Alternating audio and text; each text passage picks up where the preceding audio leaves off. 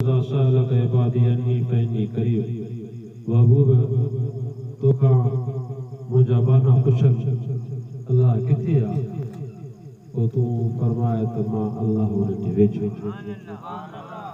उजीब दावत दाए इज़ा दां जॾहिं मूंखे सॾींदा आहिनि त मां हुन जा सॾ ॿुधंदो ही पूरे जहान जे लाइ मुसीबत जूं घड़ियूं आहिनि 7 समुंड पार अमेरिका खां वठी जापान जे आख़िरी छेड़े ते ओलह खां वठी ओभर ताईं ॾखण खां वठी उत्तर ताईं पूरी इंसानियत परेशान आहे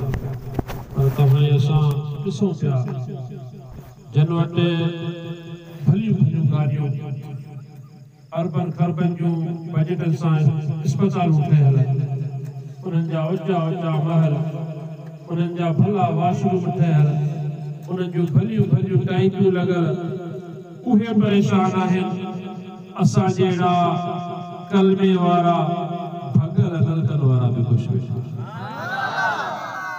ये सब छाजे करे आमिना जे लाल जे सदके नबी सरदार जे सदके में जीअं भवनात पढ़ी उनमें अगल में हिकिड़ो शेर पढ़ी वो तुझे असांजे पीर भाई हज़रत बुढ़ल फ़कीर रहमतुल्लाह अलैह कलमे वारनि खे करार जे कलमो पढ़ियो उन्हनि खे करार अल्लाह जा बारड़ा इमामुल आरिफीन पीसे मोहम्मद राशिद रोज़ेधड़ी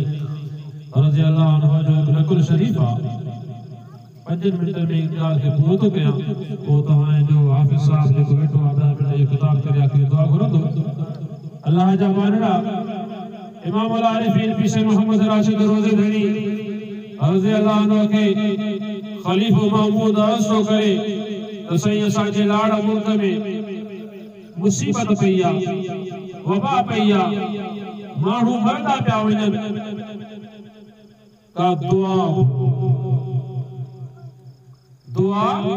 घुरो पाण फरमायो त नंढड़ा वॾड़ा घर में वेही करे अल्लाह जो ज़िक्र नंढड़ा वॾड़ा वेही करे अल्लाह जो ज़िक्र कयो इंशाअल्लाह इहा वबा टली छो अल्लाह साईं जो फरमान हदीस कुदसी रब महबूब के फरमायो महबूब उम्मत के ॿुधा जेके मुंहिंजो ज़िक्र कंदा आहिनि न आसमान तां मलाइको मोकिलींदो आहे उहे रहमत शाम करे बीहंदा मथां ककड़ करे बीहंदा वो जिथे अल्लाह जी रहमत जा मलाइका ईंदा उते हिसाब न ईंदो असां पंहिंजो पाण खे ॾिसूं असां पंहिंजो पाण खे निहारियूं पूरी दुनिया जो है तो दुनिया असांजी आंगुरनि ते आहे टेक्नोलॉजी आहे दुनिया नंढड़ो ॻोठ आहे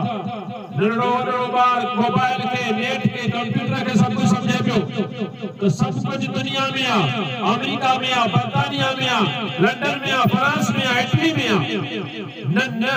हिकिड़ी वायरस दुनिया में आई आहे उन वायरस जो इलाज पूरी दुनिया में कोन्हे को पर ला इलाहा इल्लल्लाह जो ज़िक्र पूरी जो इलाज ला इलाहा इल्लल्लाह जो ज़िक्र हर बीमारी जो इलाज आहे अल्लाह तुझे असांजे वेझो आहे पर तूं असां अल्लाह जे वेझो थियो पंहिंजे मुर्शिदनि जे फरमान मुताबिक़ ज़िंदगी गुज़ारियूं अल्लाह सुब्हानहु व तआला खे कारसाज़ सम्झूं जियारणु मारणु खाराइणु पीआरणु रोज़ी रसाइणु सभु कुझु अल्लाह जे हथ में आहे अल्लाह जे वारनि जी इज़त आहे अल्लाह वारनि जी इज़त आहे उन्हनि जो एहतराम आहे उहो करिणो आहे तव्हां असां मोहबत सां 4 ॻाल्हियूं ॿुधूं 4 ॻाल्हियूं ॿुधायूं मक़सद छा आहे इन फ़कीर ताईं असांखे सदायो आहे छाजे लाइ लंगर बि थींदो वात जो ज़ाइक़ो बि थींदो पर रूहानी ज़ाइक़ो बि कुझु मिलंदो जंहिंमें तव्हां असांजी दुनिया ऐं आख़िरत जी भलाई हुजे अल्लाह जा बारड़ा अल्लाह साईं क़ुरान मजीद में इरशाद फरमायो आहे महबूब जेसी ताईं ईमान वारा शुक्र कंदा रहंदा मां कॾहिं बि अज़ाब न कंदो